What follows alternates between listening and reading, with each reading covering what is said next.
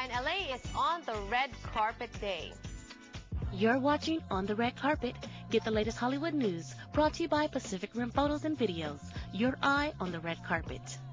We have two blocks of On the Red Carpet segments today on the show because you had mentioned the brand new season of The X Factor. Chris Johnson, of course, is joining us. You woke up very early last week, I remember. Yes, absolutely. Yes, and today you have reports about that. Tell us about the Filipino Americans you saw auditioning. How are they? Well, first of all, there was a lot of representation. I think after seeing Jessica Sanchez do so well last season of American Idol, people were like, okay, I can do this. It was an inspiration. So we talked to two in particular, but we interviewed a bunch of them, and it was just, you know, I think people don't realize the talent, especially the musical talent that Filipinos have. And we saw some great talent come from Filipinos auditioning for X Factor. And they talked to Chris about why they were auditioning. Let's take a look.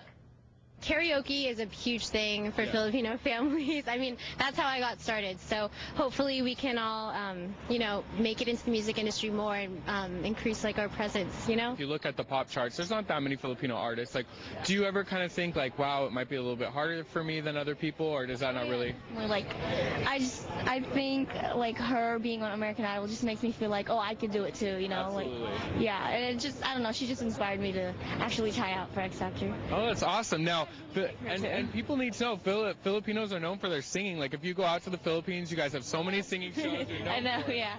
And the ballads. You guys like your ballads. Ballads, yeah. A lot of Filipino, that's like our style. So you need to go in there and represent for the Filipinos. We got to get a Filipino this season for sure. And you better go in there and represent for us white kids with the rapping, because you know they're already going to be walking in with a target on your face when you say you're a white rapper. So you better walk in there and be prepared. It's true, yeah, no. Yo, shout out to my mom and dad. I love you. Thank you for, you know, doing what you do. And they're supportive, right? They're very supportive. I want Filipino parents because they are always so supportive. This is a Filipino ethnic song from the north, okay? And this is a song that my mom sung to me as a lullaby. And it goes like this. Oh, naranyag abulan. Oh, nonoy ko indegam. Dahito'y naslagasilaw mo. Di mo kad ipahidam. Absolutely. I don't know what you said, but it sounded beautiful. Yeah, it's about the moon and the light and the beauty of it all. The energy must have been electric. Yeah, you have 10,000 people. They shut down the streets of LA. You have 10,000 people in line. They have speakers all up and down the line blasting music.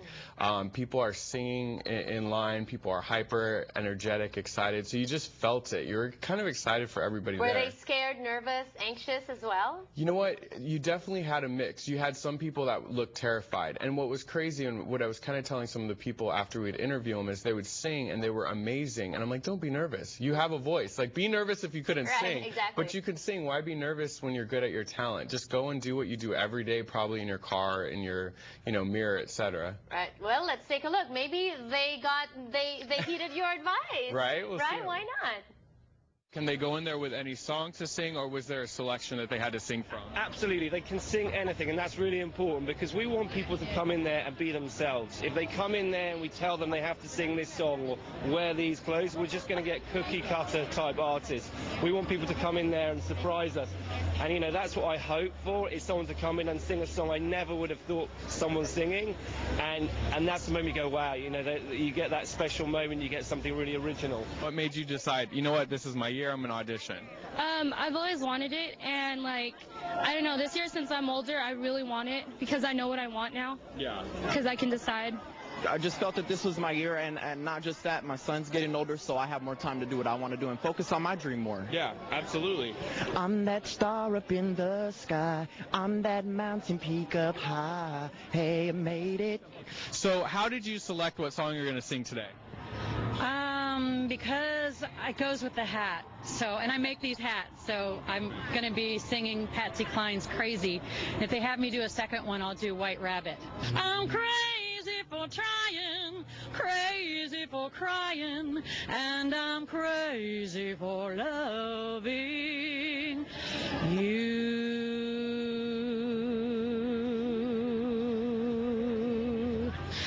Every day will rain, rain.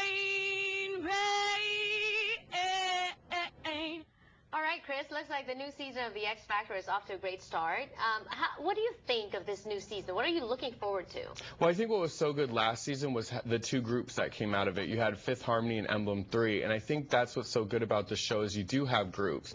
And if you look at the current state of music, there's not really any groups besides maybe One Direction that are really taking over, especially none in the girl arena. So Fifth Harmony came out of this last season, surged to popularity, recording an album in LA, and it just shows that people want groups again, and X Factor is really the only music show that has groups. So I think that kind of is different, and I love just seeing the different genres. You had a country singer win, but then you had a little girl with an amazing voice who got runner-up, and then you had a group that got third, and you don't really have that much, variety coming from other shows. That's the keyword, variety, and that's what we get when we follow Pacific Rim Video, because they cover a lot of red carpet events, variety, movies, films, dances, singing, and all that. And we're going to be talking about some more of their previous coverages when we return on the show. Don't go away.